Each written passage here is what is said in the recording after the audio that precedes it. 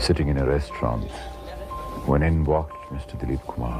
60 के दशक के शुरू में मैं पहली बार मुंबई आया था। मैं एक रेस्टोरेंट में बैठा था कि तभी वहां उस दौर के सबसे बड़े स्टार और मेरे फेवरेट दिलीप कुमार साहब आ गए।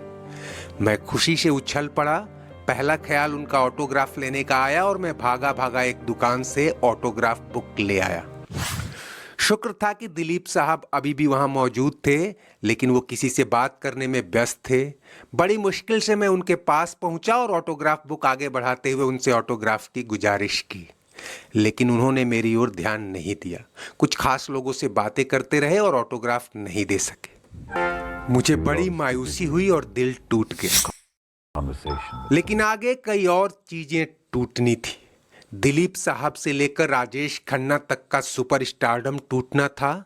इस लड़के के लिए फिल्मी कामयाबी की कई सीमाएं टूटनी थीं, और इतना कुछ होने के बाद दो सुपरस्टारों के बीच जो दूरी बन जाती है उसे भी टूटना था। और दिलीप साहब जिस लड़के को ऑटोग्राफ नहीं दे पाए थे, एक दिन उसी ने उनके साथ काम करने से इनकार कर दिया।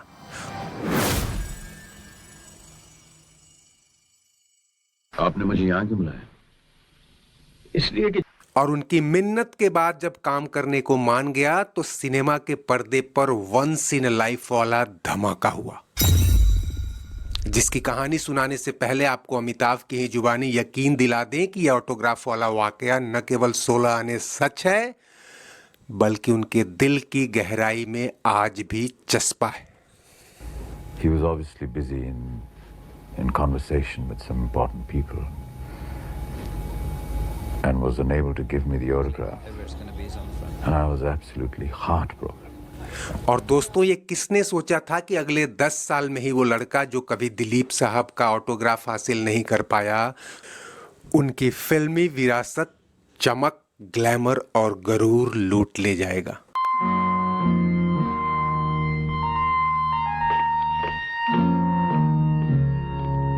हम यहाँ अमिताभ बच्चन और दिलीप कुमार की तुलना नहीं कर रहे दोस्तों, ना ही ऐसी कोई तुलना बनती है, क्योंकि दोनों अपने अपने दौर के लीजेंड थे।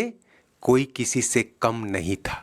और खुद जब अमिताभ बच्चन दिलीप साहब को अपना फेवरेट मानते हैं तो ऐसी किसी तुलना की कोई वजह नहीं दिखती। लेकिन वक्त के पैमाने से छलकी इतिहास की बूंदें भी अपनी दास्तां रखती हैं।